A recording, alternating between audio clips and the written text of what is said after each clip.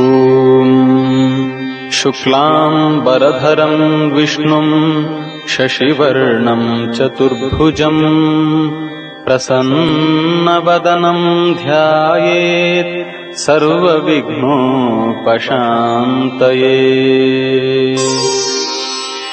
ॐ गणेश्वरो गणक्रीडो गणनाथो गणाधिपः एकदन्तो वक्रतुण्डो गजवक्त्रो महोदरः लम्बोदरो धूम्रवर्णो विकटो विघ्ननाशः सुमुखो दुर्मुखो बुद्धो विघ्नराजो गजाननः